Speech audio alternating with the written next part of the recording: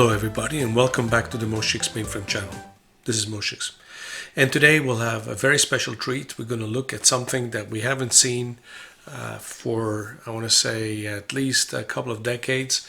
And that is IBM's famous 31-bit operating system for the mainframe, MVS XA. As you can see here on my login screen, I'm connected to an old computer in Kazakhstan, and they have still a very old version of MVS XA running on that machine. I believe it's an IBM P3000 from around 1999 or the year 2000. And today we're going to look at it, play with it, but also program a little bit and show you why 31-bit was kind of a big thing when it was introduced back in the 80s. Before we start playing with our new toy here, MVS XA, let's look a little bit on what that is exactly for all the newcomers on this channel, and again, why it was such a big thing when it was introduced. So MVS, of course, is IBM's mainframe operating system from the 70s and 80s into the 90s. It was a descendant of IBM's highly influential and very innovative OS 360, which was introduced in 1965. And of course, like any operating system, we went through several versions, and the one that we're looking at today is called MVS XA, and X stands for Extended Architecture. I was around when MVS XA was installed on our mainframe computer where I was working at the time, even though it had been introduced maybe a couple of years earlier. But it was a very big event, and I remember it. I was very young back then, and the one big innovation was that it was 31-bit, meaning that now you could address up to 2 gigabytes of memory, whereas all the previous versions of MVS could only address 24-bit, which gets you to 16 megabytes of memory. And so a lot of organizations were hitting that limit of 16 megabytes, and they were ready to move to a much larger addressable memory, and that came with MVS XA. Let's see the release date of MVS XA. That was 1983. I think it was around 1986 or so when I first saw MVS XA running on the mainframe where I was working at the time. And the other big innovation of MVS XA was a completely redesigned I/O subsystem. I/Os could now be initiated on one channel and could return from another channel. It was just vastly more scalable and more geared towards the needs of large enterprises. Now, I don't need to tell you that even at the time before we switched to MVS XA, where I was working, we were running with MVS SP, as you can see here. And MVS SP at that time was running on a machine with one CPU and 16 megabytes of memory. It was an IBM 3083BX, and so as I mentioned, one CPU, 16 megabytes of memory. And on that one machine, I remember very, very clearly, we had both production and test running, about 150 developers on TSO, and about 3,000 to 4,000 terminals connected to CICS or CICS. And so all of that was running on one machine with 16 megabytes.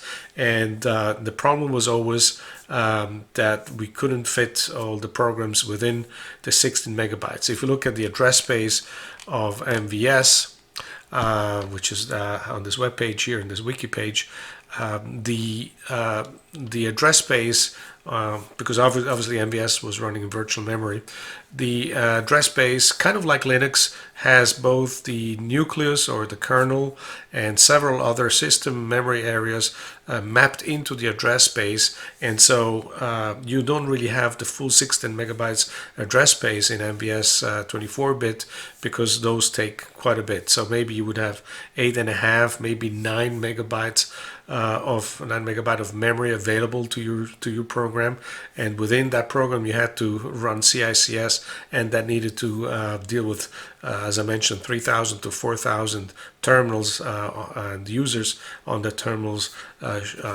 shooting hundreds of thousands of transactions an hour or millions of transactions an hour. And so there was a need to move to something more scalable, and IBM's answer was MVS XA. MVS XA was mostly, I would say 99% compatible with previous versions, so most programs, especially if they were written in COBOL or PL1, would be compatible. If you had certain kinds of assembly programs, they would have to be slightly adapted. Also, IBM ported a lot of their own system software, such as VTAM and others, slowly over the years into 31-bit as well, so that the memory pressure on the 16 megabytes, or the line as it was called, was getting lower and lower. Let me show you in a better way what the memory layout was before and after MVS XA. So this is a very good layout of the memory on MVS, both SP as well as 31-bit, and then later on, of course, also on 64-bit. So this kind of represents from today back into the 70s. At the top here we have 16 exabytes. That is the addressable theoretical addressable limit in virtual memory. It doesn't mean the machine can necessarily physically address that much RAM today, but that is the virtual memory. And of course, we're only talking virtual memory here. So in 24-bit addressing, which was from 1965 all the way to 1983, you could address 24-bit, which gives you 16 megabytes of memory here at the lower portion. And within that address space, you had to fit, as I mentioned, the system software, the nucleus, and all the important data areas, such as the link pack area and other such areas, the common system area, and many other areas were needed to be here because, for instance, the common system area, that's how programs were exchanging data with other programs. And then you had the space here, minus a little bit at the bottom, and first couple of memory pages between 0 and 4,000 were locked as well, but your software had to fit in here in the first 16 megabytes. And if you had a program that needed more memory, well, you were out of luck. And then when IBM announced MVS XA, which is what we're going to look at today, that line, this was called the line, and back then everybody was talking about software that people were writing, hitting the line. And when IBM then released 31-bit here, as you can see here, you could now have stuff above the line, and you had to either recompile your COBOL program or PL1, or you had to make some changes to your assembler, and then you could have programs being not exactly at 16 megabytes, because there was some stuff that was just above 16 megabytes above the line, but slightly above, you could fit your programs in there. And of course, that meant you had now full, almost two full 2 gigabytes of addressable memory, which was a relief for all the software that was constantly bumping against 16 megabytes. CICS would be one. I guess DB2, the early versions of DB2, were also constantly hitting the virtual memory line of 16 megabytes. And again, we're talking about virtual memory here. It means that each address space had the 60 megabytes memory. Of course, the hardware was dealing with memory constraints, of course, by paging.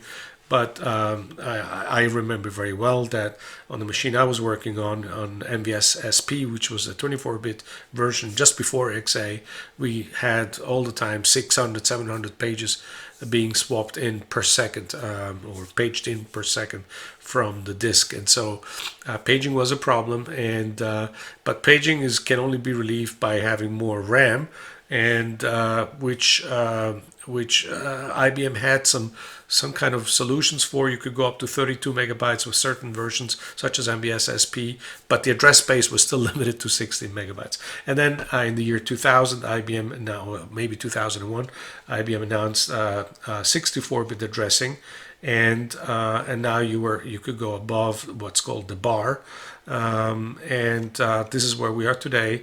And again, IBM migrated a lot of their own system software, such as VTAM, such as KIC, such as RecF, DB2, IMS, and many more of those. They migrated them first over the line with MVS XA, and of course VMXA would be a separate parallel development, and then with ZOS with 64-bit above the bar. And the main thing to understand is that just because you can address something above the line doesn't mean the program would actually physically reside above the line. So that's why IBM and MVS have a notion of A mode, which stands for address mode, and R mode for residency mode. So you could have a program that could address something above the line, but would have to reside below the line for certain reasons. Let's say it needed to be compiled together with a 24-bit program or something like that. And then you could also have address mode above the line and residency mode above the line. And now we're going to switch to the terminal. I'm going to play with all these concepts to make it a little bit easier to understand. And also we're going to have a look at MVS XA, the way it was for most people around 1983, 1984, maybe up to 1987, the kind of environment, professional mainframe environment as it was in the mid 80s. Alrighty, so we're connected here with the mainframe in Kazakhstan from the late 90s. It's a 31-bit capable only mainframe, but it runs fine.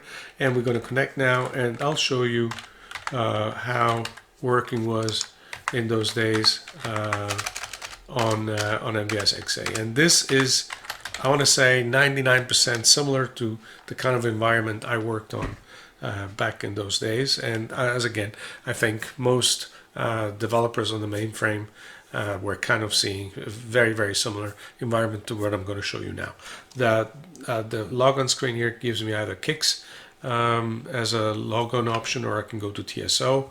Let's go to TSO because KICS is a whole separate discussion anyway. So I'm going to log in here. Okay, so obviously, as you can see here, this is not Y2K compliant right off the bat. It thinks we're in December 25th, 1923, when of course we are on December 25th, 2023. But that's okay. So this was how it looked back then.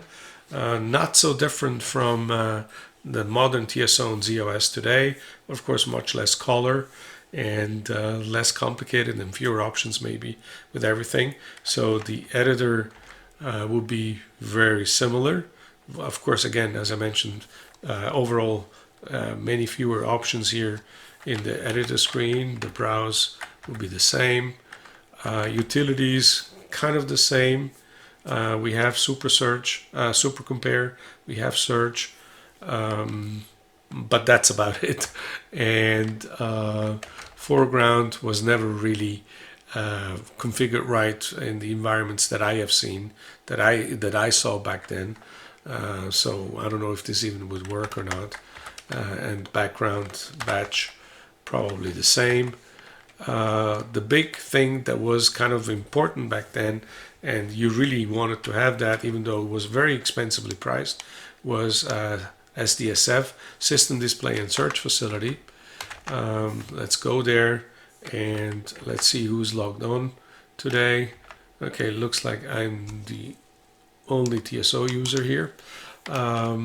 So the big difference between TSO XA and the TSO 3.8 that we play with in the enthusiast environment, in the mainframe enthusiast community, is that the GRS, which is kind of a lock manager in case you have clustered MVS environments, used to be part of the nucleus with those older versions such as MVS 3.8, but eventually with MVS SP and other versions, and of course with XA, that moved into its own address space. So it's kind of a special address space, kind of like a system address space in Linux, but it's in its own address space. It's not part of the nucleus anymore.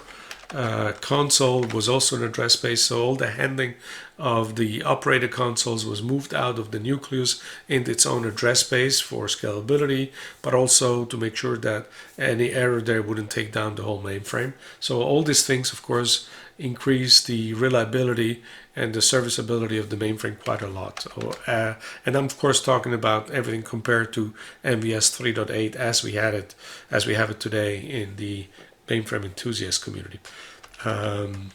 Then here we have some cache address space again, and of course JES2 is still around in MVS XA, and obviously still around today in z/OS. In fact, IBM even sold off JES3, the clustering execution and scheduling environment, to a private company, and the only environment that is left within IBM on the mainframe is now JES2.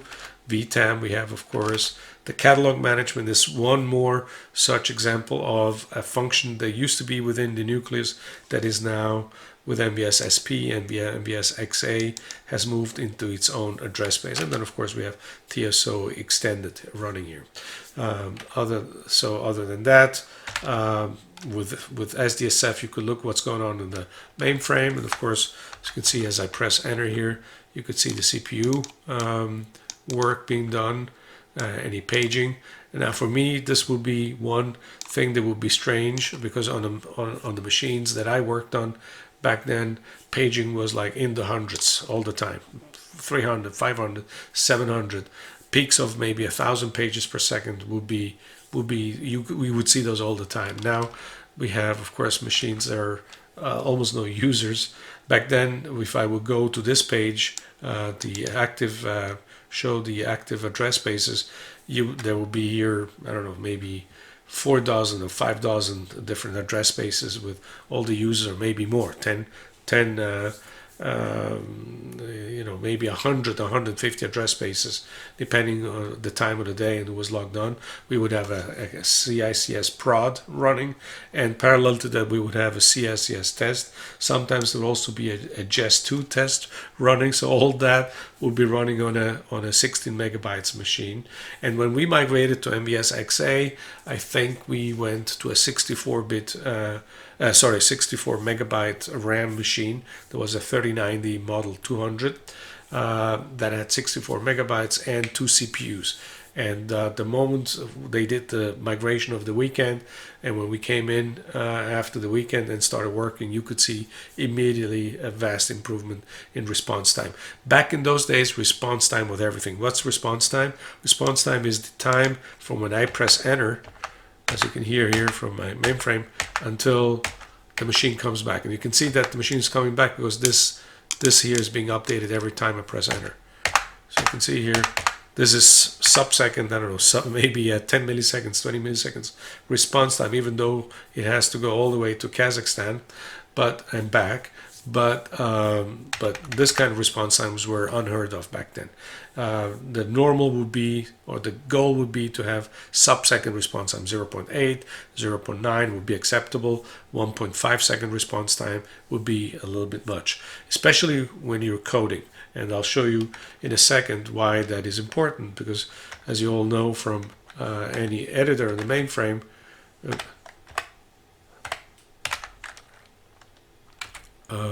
let's take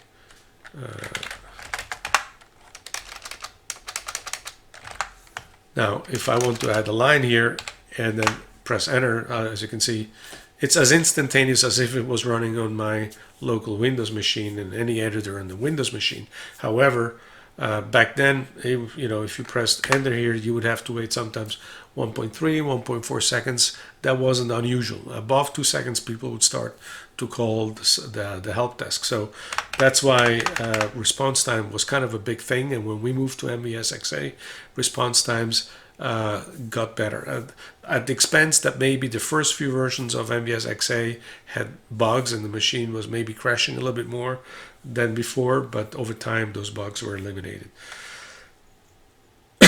Excuse me. So the editor is something we know about, and that's about it. There was no this was the main panel, and developers such as me spent the whole day within this TSO panel. So that would be the environment we used to work on. Obviously, we can allocate data sets as we want.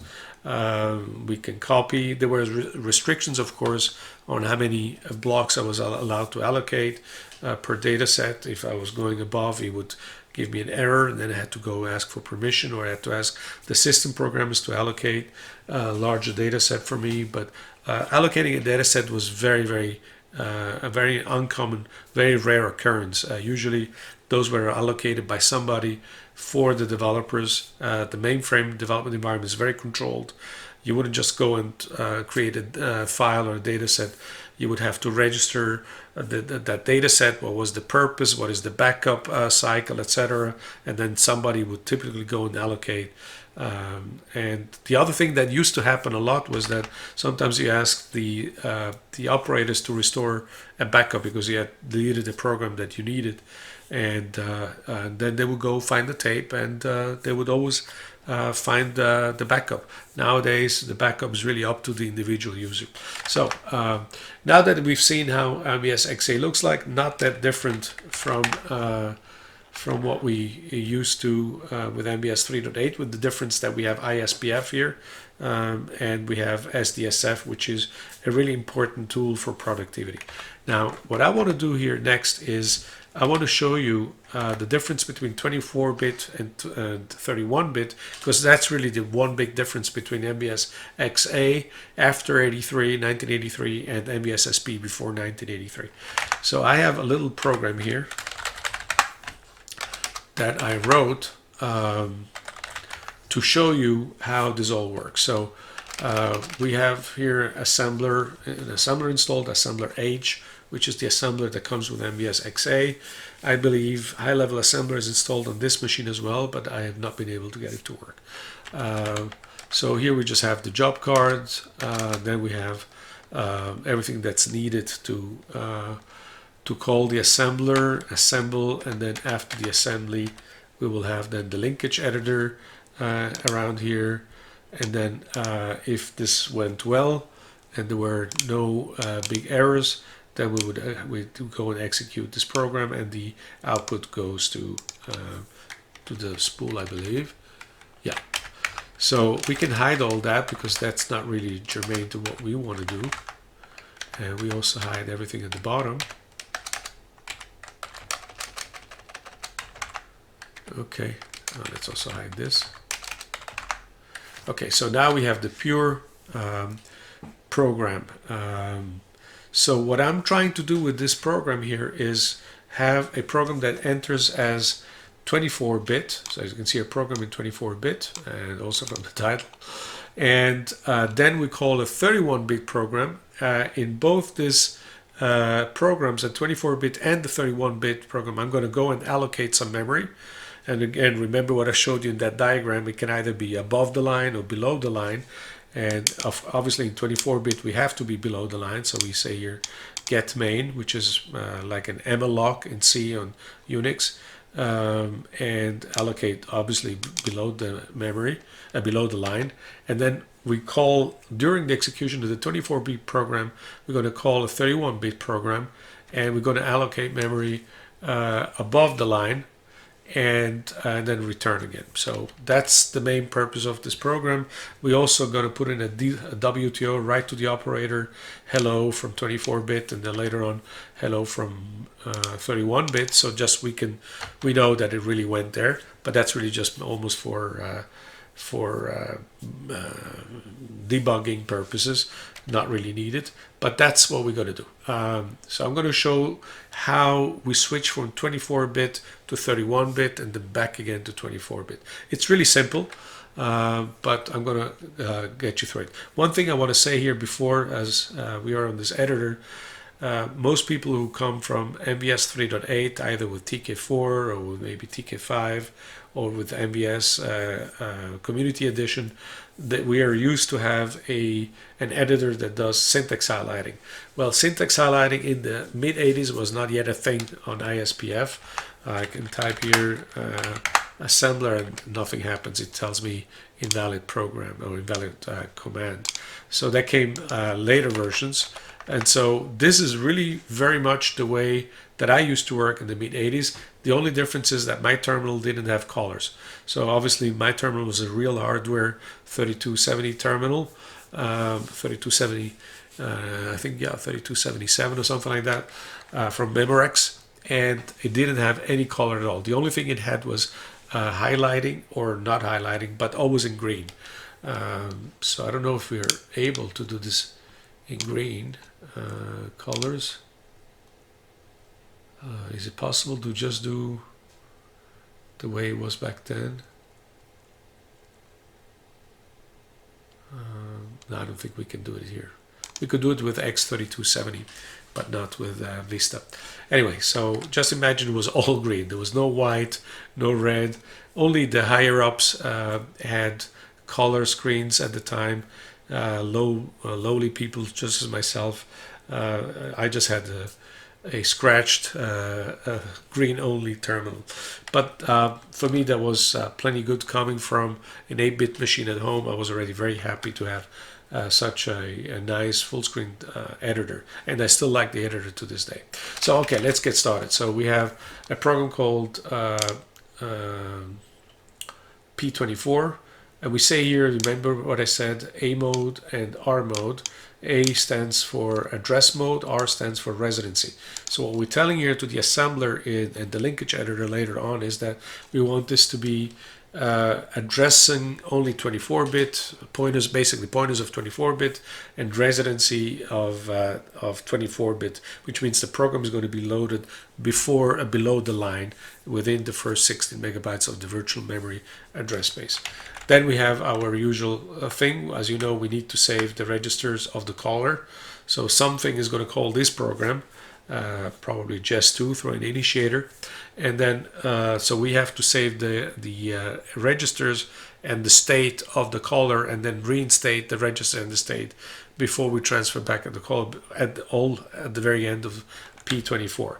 And remember, within P24, we're going to go and call a 31-bit program, which we call P31. So we establish addressability here using register 12.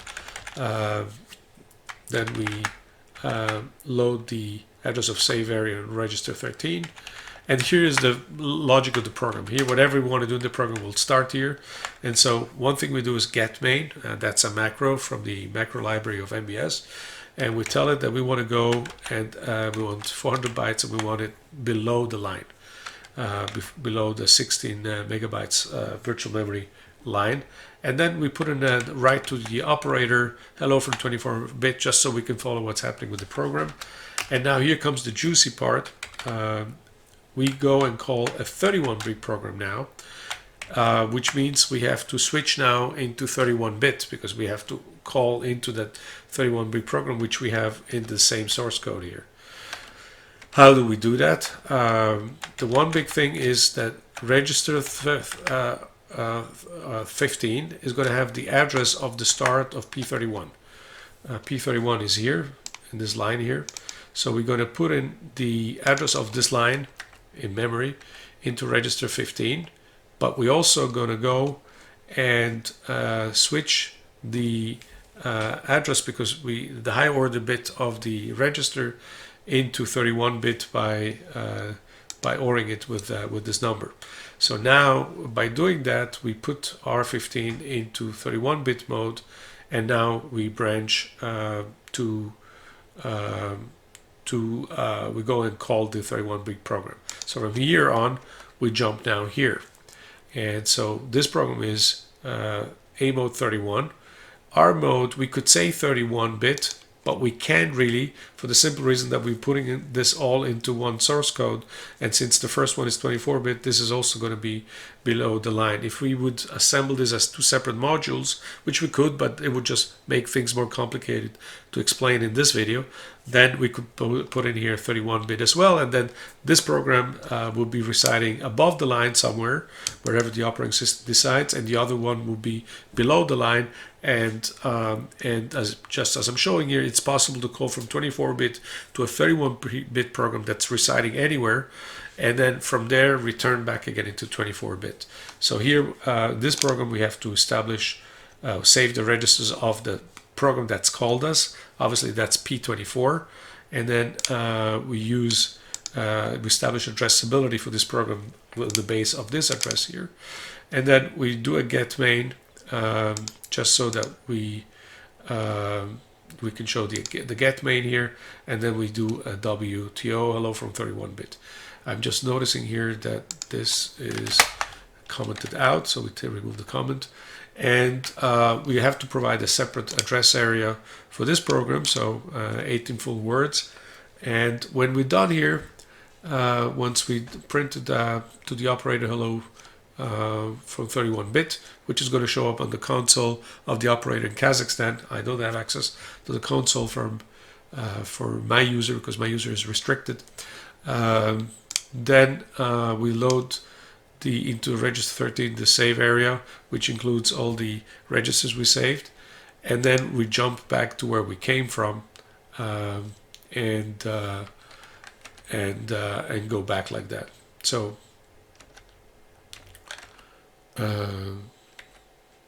that's how we do it. So now right now we can execute that, reset, so we can show the full thing. We submit it, and we are program job 685. Okay, that ended. I think it was 680. Yeah, here 685. So we have a minor warning, and then linkage editor executed fine, and the go executed fine as well. So we can see here it went into the 24-bit program, and we have the WTO because the plus here means this was a message to the operator, but we still see it in the job output, in the job listing. So hello from 24-bit, and then it jumped into 31-bit program, hello from 31-bit, and then it returned back to 24-bit, and it ended. So we can look now at the assembler output. Again, this is assembler H that comes delivered with MVS XA, and we can see here the get main, how it gets resolved. Obviously that eventually resolves into a service call. A get main is kind of like a system call, and so it needs to issue an SVC, it needs to jump into supervisor and then return from supervisor again, and then we call here the 31-bit program, and at the end of all that we get out. So and the 31-bit program is here, same thing, get main, and then we return. The location dictionary is here, the opcode usage, which not really important to us, cross-reference for the registers, that's right, address of A31, that's a literal, another literal here to set it into 31-bit mode, and that's the second program, and that's it. So these two programs were fine. So again, they're only in the same source code, but they're two different modules, and then it was executed. So that's how easy it is to go from 24-bit to 31-bit. And of course, there's also later on when ZOS 1.6 I think came out in 64-bit, there's a similar procedure to go from 24-bit to 64-bit, or from 31-bit to 64-bit, and back and forth. You can shift back and forth all the time. It's sometimes even within the same program if you need to. So all that is possible, and that works quite fine. So other than that, what I can show you is, I think I have some COBOL installed here on this machine. I don't remember which COBOL version, but we'll find out soon. Okay, here it is. So we have COBOL VS COBOL 2 release 4 installed from 1992, which makes sense. And I think there's also a Fortran. Let me see here. Yeah, so we have Fortran, VS Fortran is installed from 1985, level 141. And is there a PL1? No, but there is a sort installed on this machine. I saw, here it is, ICE, so that's the IBM sort. But I think this is a 24-bit sort. Yeah. So what else do we have? We have a disassembler. So it's a fun machine to work on. And for me, it's interesting because I hadn't seen MVS XA since the mid-80s. So I've been doing quite a bit of programming and playing around here. Oh, looks like we have a dump here. Let's purge that. And so that's it. So MVS XA from mid-80s until it was in use until maybe 90, 91, 92, and then people changed into MVS ESA, and then from ESA they went to OS 390 and then ZOS. So period correct machine with period correct software, and a lot of fun for me, and personally very excited about being able to work with MVS XA again, because I spent many days back in the back then writing code in PL1, in IMS, DL1, and CICS. So an environment that I'm very comfortable with. I'm very productive on this kind of machine, and it's a real joy to work with this operating system again, and especially now that I have Color on the terminal. So that's it. If you have any questions about any of the things I've said, please post comments below this video you're watching. If you have not subscribed yet to the Moshix mainframe channel, now would be a very good time to do it. And otherwise, I'll see you around for the next video. Thank you very much. One more thing I want to do is before we stop is I want to thank all the subscribers to the Moshix mainframe channel, and the ones that are paying 99 cents a month. I appreciate all of you, and also for sticking with me for all these years. Thank you very much, and Happy New Year, Happy 2024. May it be peaceful and healthy and successful to all of you. Thank you very much.